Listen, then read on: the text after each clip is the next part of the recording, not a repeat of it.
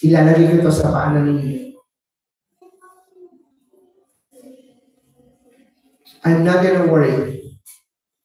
I'm gonna rest in your peace.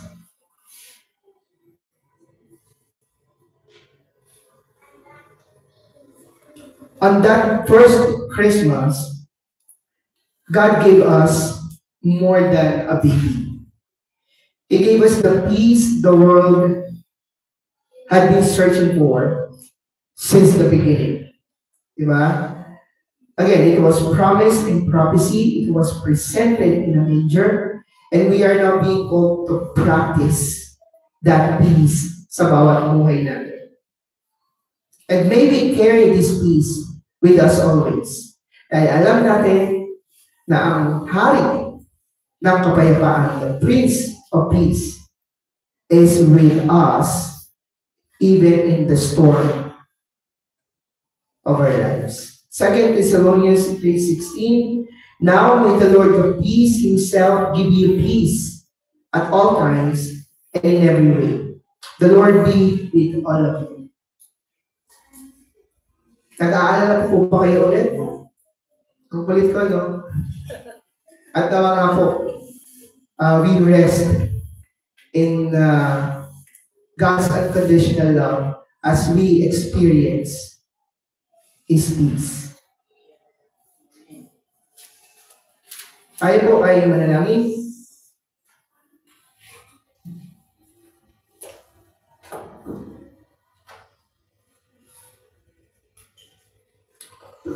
Lord God, we thank you for this day.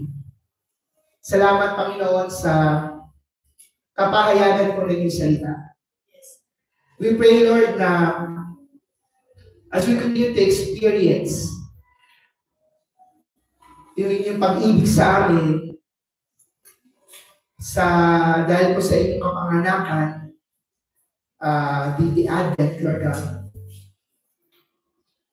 We pray, Lord, na patuloy din namin maranasan ang kapayapaan na nagmumula po sa inyo. Lord God, you know, yung situations po ng bawat isa, there are really, ang daming alalahanin pa, ang dami namin iniisip, ang dami namin mga iniintindi. There's a lot of responsibilities maraming in our hands. It's just that, Lord, we pray na as we face all of this, truly maranasan namin ang kapayapaan nagmumula sa inyo. Ang regalo kapayapaan that can only be found in you because you are the Prince of Peace. Lord God, I lift up sa inyo ang bawat isa na nandito today. You know their situations, Panginoon. Alam niyo po yung mga struggles, yung mga challenges, yung mga difficulties that they are into right now. Maraming beses na rin itong pinagpe-pray sa inyo and still they are waiting for your answer, Panginoon. I pray, Lord, na patuloy kami turuan na patuloy na umasa at magtiwala sa inyo. You've been faithful, Panginoon, sa buhay mo namin in the past, present, at lalo higit in the future, Panginoon. Napakasarap ang hawakan nito.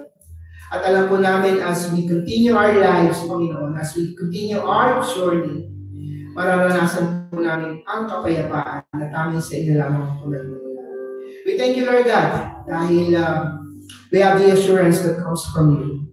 Na anuman itong mga dinadala namin ngayong umagang ito, ay tutugunin niyo po ayon po sa inyong dakilang plano at kalooban. Help us, Lord God, to continue to depend and trust in you and in you alone. To fix our eyes in you and on you alone, Panginoon. The author and the perfecter of our faith. Salamat, Lord, on what you're gonna do.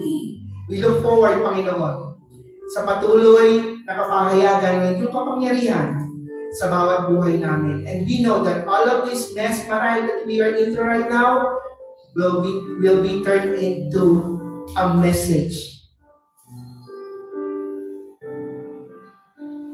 of your goodness sa bawat buhay po namin.